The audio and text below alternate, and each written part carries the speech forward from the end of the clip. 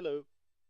Today we're going to be looking at how to fit a binary logistic model to data in RStudio. The data come from Mike Harris and they concern the bill length of male and female puffins. So to begin with, I'm going to import the data. Here I am. I call up the text file and then I find it on my USB key, which is puffinbill.csv. Here I've opened it and I'm inspecting it to see if it's all in shape. Yes, it is. I'll import, and here we have the data as it's been imported. Males and females, the bird ID, we've got the sex, whether they're males and female, and also the length of their bill. The curl length is the curvature length. Now let's have a look at these data. To begin with, what I'm going to do is a little bit of manipulation. I'm going to extract the data from that data frame and call them by certain names. So to begin with, the sex is the puffinbill $sex. So sex is a new variable given to that column in the puffinbill data frame. Likewise, the length of the bill is puffinbill $curl length, that's curl length. Now, because logistic regression often involves fitting models in which we have ones and zeros, I'm going to translate the male and female characters into ones and zeros. So I'm going to use a sex recoding. And the sex recoding that I'm going to have, of course it's arbitrary, is this.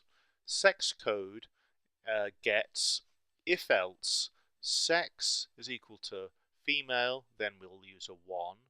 But if sex is not equal to female, then we'll use a 0. In this way, for the all the females that are listed, we've got a 1, and for the males that are listed, we have a 0. And we're using the if else statement here to produce this sex code. Now the next step is to draw the graph, and here is the graph as it's been drawn. You'll notice that I've used a jitter here, and that is to help separate individuals of the same sex that might have very similar bill lengths, and this way we can actually see the data a little bit more explicitly. I've also filled the dots in using the PCH of 19. That's the number that produces these fill dots, and of course we have labels for X and Y axis. Now, having visualized the data, it really does appear that males tend to be that much larger than females, in that here we have the data here for males, and here we have the data here for females. Can we test the null hypothesis that males and females have equal heights, and in so doing work out a threshold in which the puffin we're dealing with might be more likely to be male or more likely to be a female if it's a relatively small bill length? Well, here's the model that we fit. We fit a generalized linear model, which is the logistic regression model, and here it is. I'm using the GLM function here for generalized linear model. The sex code is the response. It's a binary response. It's a 0 or 1. And the predictor here is just a continuous single predictor. It's the curl length. It's the size of the bill. Now, we have to note that we're dealing with a binomial response variable. It's not continuous. It's only in two different forms, in this case 0 or 1, and here by stating it's binomial we then inform the generalized linear model that in fact the logit transformation is the appropriate one to make. Now let's have a look at the model summary, and you'll see there's an awful lot of data being generated. Here are the estimates of that sigmoidal line of best fit in terms of the intercept And here is the gradient associated with that sigmoidal line of best fit of the probabilistic model that generated these data. The key thing here is that we reject the null hypothesis that the bill length has no impact on the sex, i.e. the ones or zeros, because here the probability of us obtaining that test statistic or a more extreme, if the null hypothesis is true, is really very small. So we reject the null hypothesis. And this supports our intuition that statistically, looking at the data, it really does seem that males tend to be larger than females. Here, we can also reject the null hypothesis that the intercept is zero, but that really is of little interest compared to this particular rejection of the null hypothesis here. This is what we're mainly interested in biologically.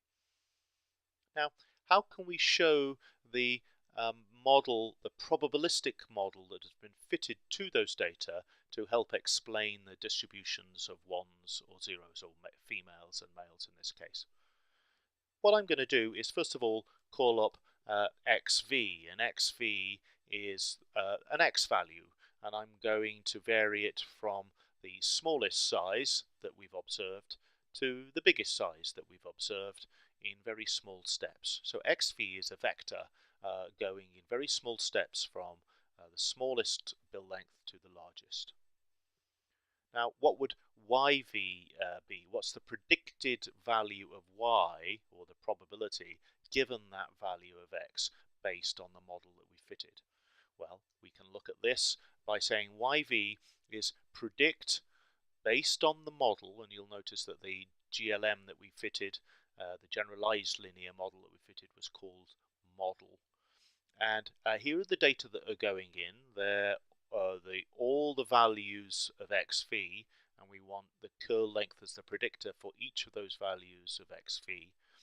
And because we want the unadulterated yv value, the probability here, rather than anything more sophisticated like the odds ratio, we're simply putting type equals the response itself. And then what we can do is simply draw the lines xv, yv, and I'm going to colour it in red. And here what we can see is the sigmoidal curve that has been fitted to our data. These, of course, can only arise as binary outcomes, but here is the probabilistic model that is most likely have generated, or something very similar. These are, of course, estimates of the true model that have generated these observations of females and males here. Now, there are other ways, neat ways of graphing these relationships out, and one particularly nice package is in the PopBio package.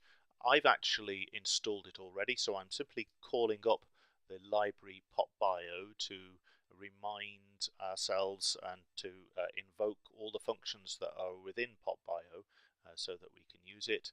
And here it is. It's logihist plot, and here we're putting the bill length as the predictor. Here's the response sex code. Here are a whole variety of different default values here, but it helps in showing the frequency distribution of observations here of the males and here of the females.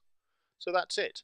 It's binary logistic regression, and what we're doing here in fitting these models are effectively fitting a generalized linear model, a model that can be rendered into a more tractable general linear model format by the appropriate choice of a transformation, in this case a logit transformation. Really simple in the end. What we have is a binary response, and we call up GLM, and note that we're dealing with a binary distributed variable. Thank you for listening to this R-Labs tutorial video. If you found this useful, you might be interested in our free online Moodle course, or check out and subscribe to our YouTube channel.